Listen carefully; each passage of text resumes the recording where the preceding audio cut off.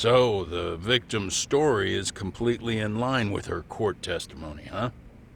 That's correct. There wasn't anything new to pick up. Unfortunately. In which case, should we look into the murder video instead? Like, figure out how they made it? Let's not get ahead of ourselves here. Whether that tape's fake or real, someone had to put it online, right? Do we have any theories on who that might be? Well, the footage showed enough of the surroundings to make the crime scene clear. As somebody who's been there, I can confirm that the blood splotches match what you see in the footage. Which means...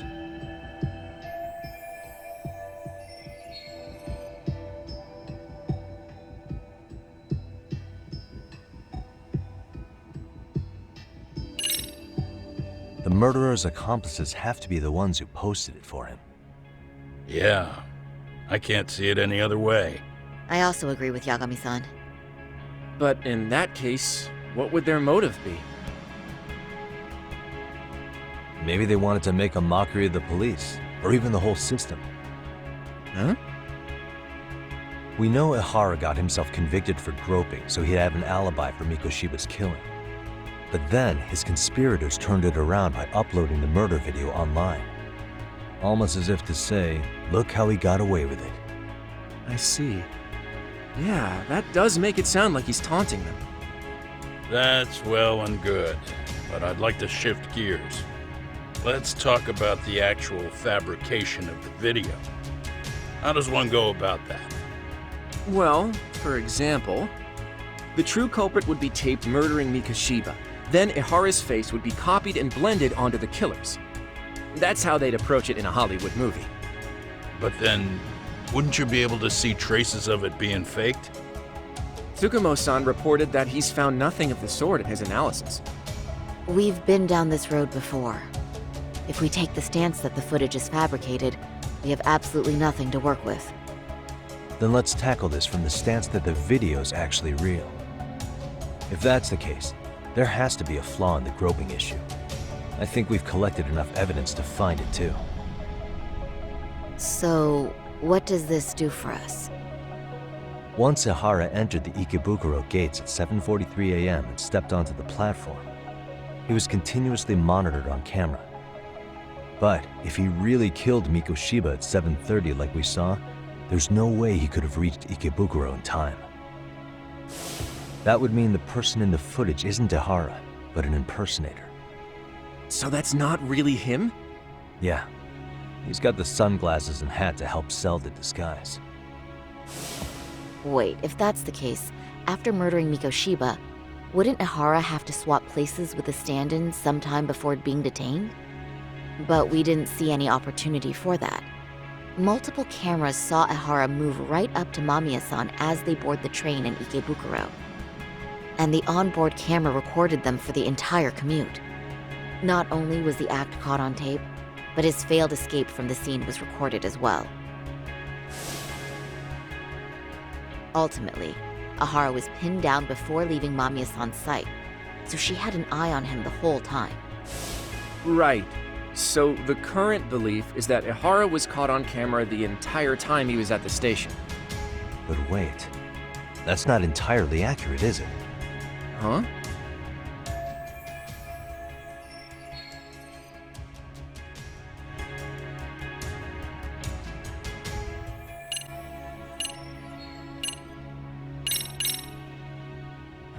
Remember how we mocked up a diagram of the Shinjuku station platform? Yeah. Oh, wait! That's it! You could be onto something. There's a point where Ihara wasn't on camera at all. What is this point you speak of? Let's all go over the diagram so that everything will be clear. Here's what I want you to see. Suspicious.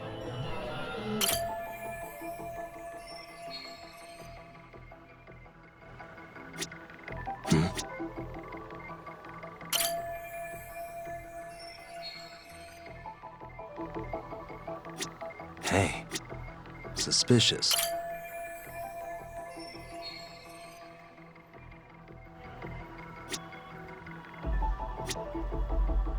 What the? Hey,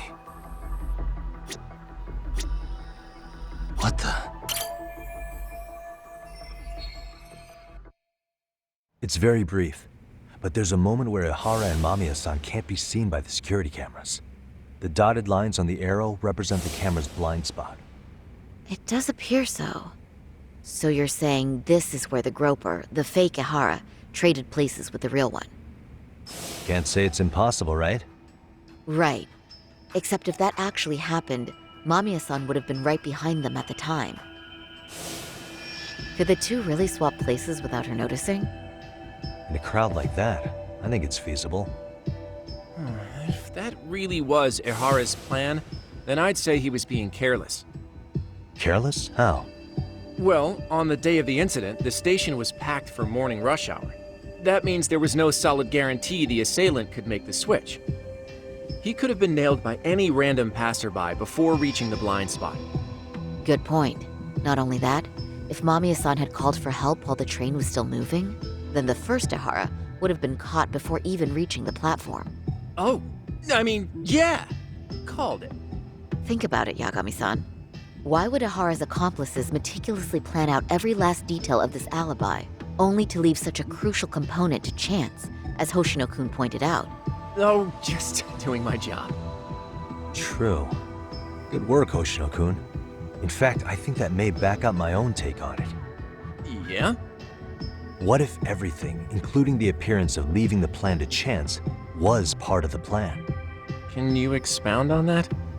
I'm saying I agree that such an airtight alibi wouldn't have allowed for contingencies.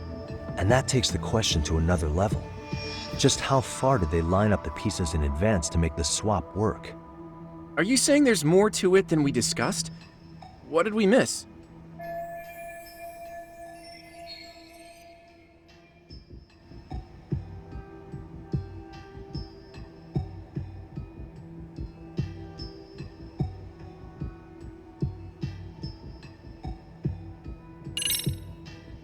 I know this won't go over well, but what if Mamiya was colluding with Ihara all along? Huh? Bear with me. Let's say Mamiya was in on this and knew about the imposter in advance. If that's the case, the swap could happen right in front of her and no one but the three of them would know. You're saying the victim of a groping conspired with her assailant beforehand? That's ridiculous.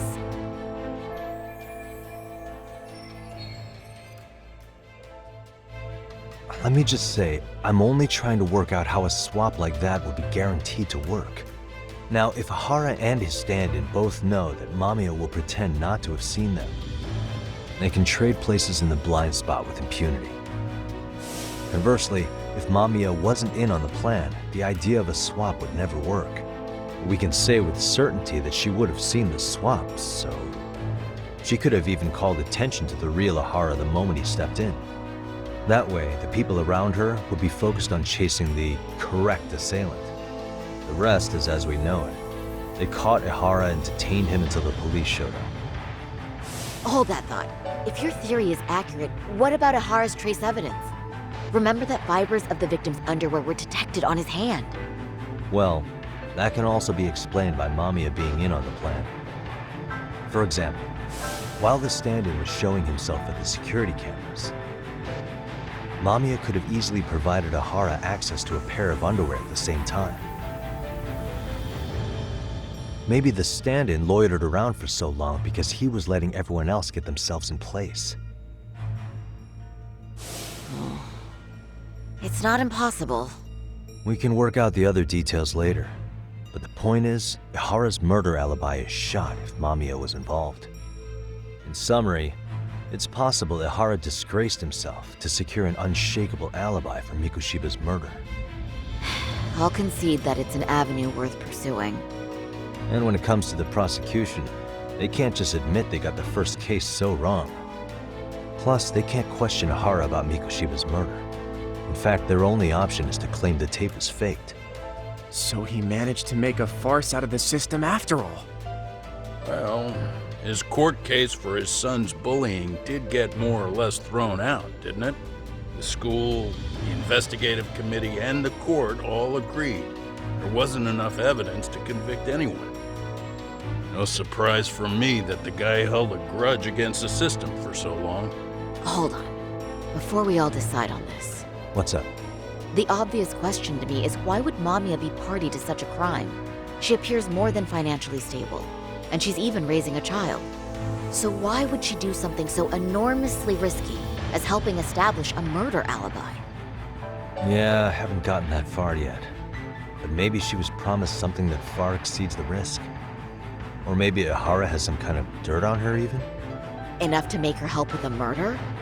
What sort of secret would be big enough to force someone into that corner?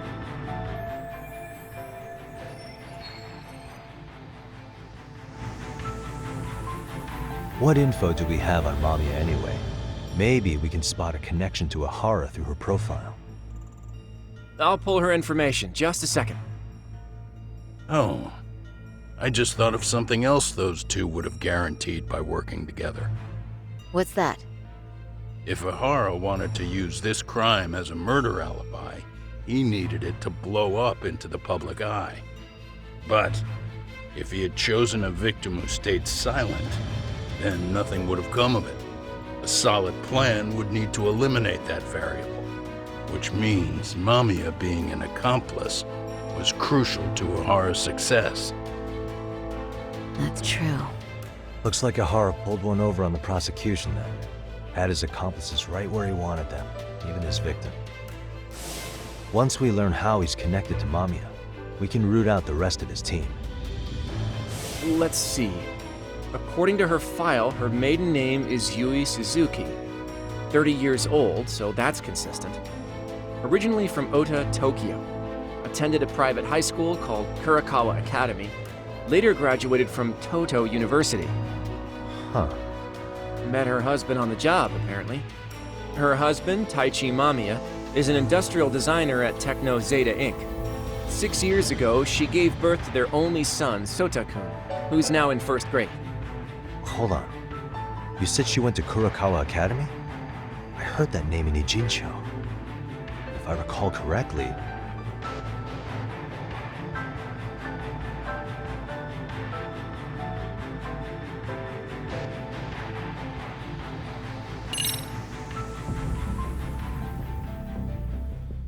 When I went to scope out the murder scene, there were these 3 guys watching the detectives and me. They told us they were just checking things out, but they mentioned they're Kurakawa grads too. You have any ID on you? Will my license work? Akake-san, age 30. Akaike-san, age 30.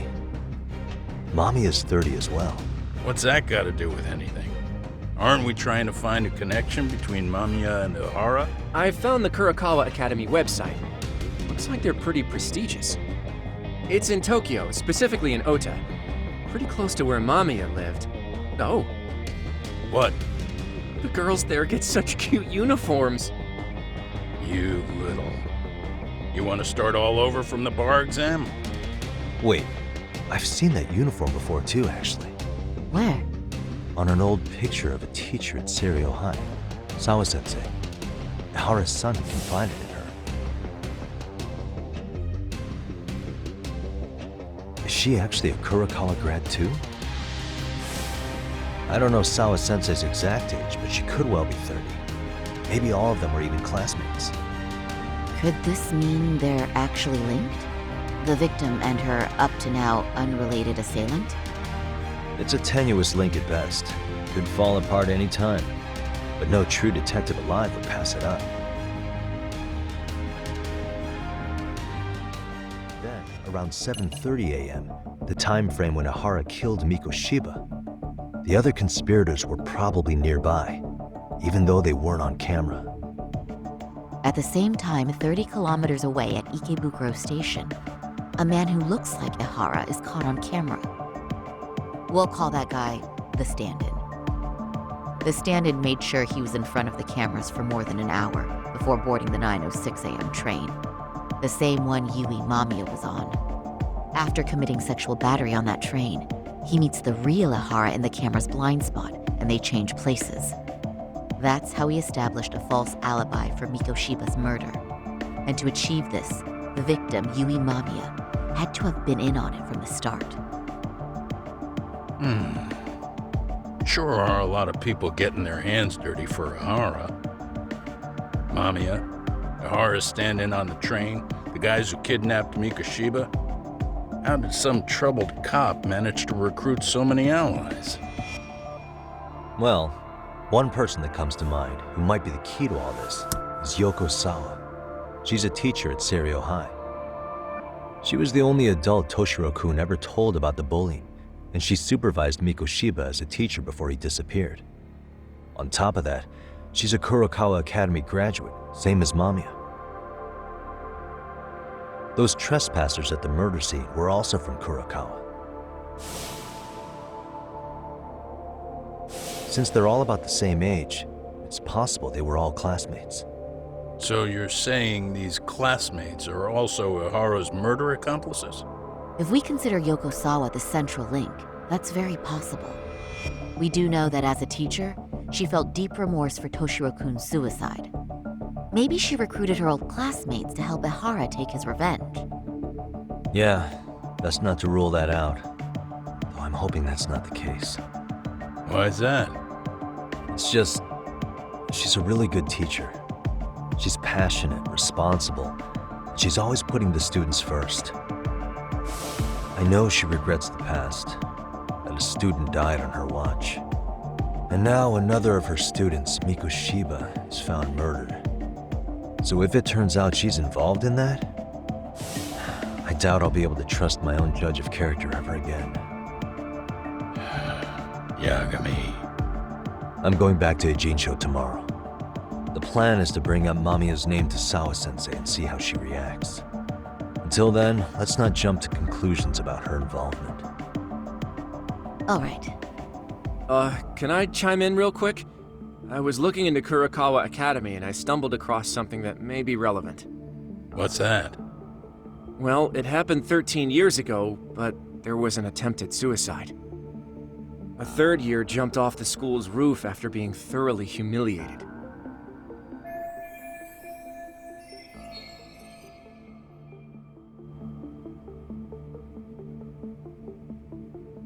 Actually, Sawa-sensei mentioned that. She said it was a boy in her class. Right, that's gotta be the same case then. The student's name was Mitsuru Kusamoto. He's 30 now, but still in a coma. Huh, and all that info's on the net? It wouldn't be normally, but his mother happens to be Vice Minister of the Ministry of Health. Ever heard the name Reiko Kusamoto? Not once. I have. It was on the news. They were talking about her and her son.